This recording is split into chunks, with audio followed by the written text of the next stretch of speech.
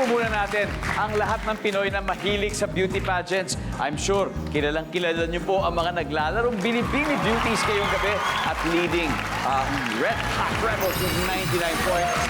Habang papawi po ang Team Ethereal dahil syempre, round 2 pala. Kaya ito na, susunod na magtatapat. Binibini Pilipinas Universe 1993, Dindi Gallardo. And Binibini Pilipinas Universe 2004, Maricar Balagtas Arsiaga. Let's play round 2.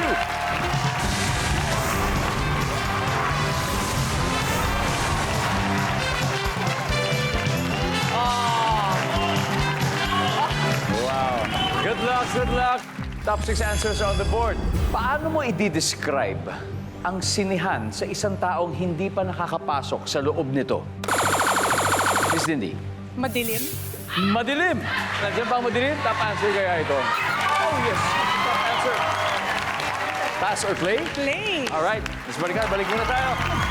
Here we go. Let's play round 2. Miss Liza, paano mo i-describe ang sinihan sa isang taong hindi pa nakakapasok sa loob nito? Malamig. Malamig. There you go. Nandiyan pa yung malamig. Nandiyan ang malamig. Miss Pebbles, paano niyo po i-describe ang sinihan sa isang taong hindi pa nakakapasok sa loob nito? Sige lang. Okay, babalik tayo dyan. Melanie, paano niyo po i-describe ang sinihan sa taong hindi pa nakakapasok dito? Magbabayad pa ba? Magbabayad. A place na mayroon kang binabayaran. Oh, yes. Para makakuha ng ticket. Nagbabayad. Nandiyan ba yan? Wala. One last chance, Miss Dindy. Paano mo i-describe ang sinihan sa isang taong hindi pa nakakapasok sa loob nito? Pwedeng kumain sa loob. Pwedeng kumain. So, kumbaga, sa lugar na to, pwede kang kumain. Nandiyan kaya yan, pwedeng kumain. Oh, wala. Ito na. Team Red Hot Rebels, time to steal again. Nelda, ano kaya? Amoy popcorn. Ayan, related. Amoy popcorn kasi pwedeng kumain. Maricar? May mumu. May mumu. Wow! Okay. Miss Maricar? Minsan maingay. Minsan maingay. Debe, lalo na siguro kung action yung pinapanood. Miss Bea Rose, paano mo di-describe ang sinihan sa isang taong hindi pa nakakapasok sa loob nito? Nakakatakot. Nakakatakot! Okay, nandyan ba ang nakakatakot?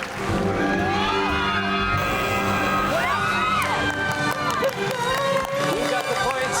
Now, after 2 rounds, Team Ethereal has 56 points. Pero ang Red Hot Rebels ay may 99 points pa rin. Pero meron pa rin tayong 4 na hindi nakukuha. So eto na ang pagkakataon ng ating studio audience na manalo ng cash na 5,000 pesos.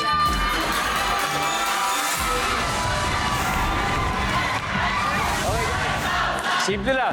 Gusto ko kunin nyo lang ang isa lang sa 4 na yan. Pag tama sagot nyo, sa inyo 5,000 pesos. Sino? Sino gusto sumagot? Saan?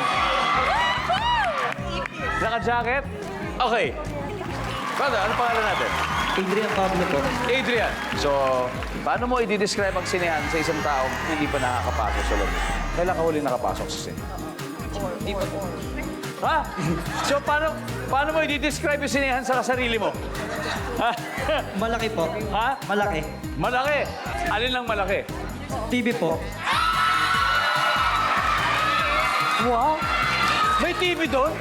Paano mo nalaman na malaki? Napapanood ko po sa TV. Napanood po sa TV. Oh, sige na. Okay. Basta malaki. For 5,000 pesos. Nandiyan pa malaki.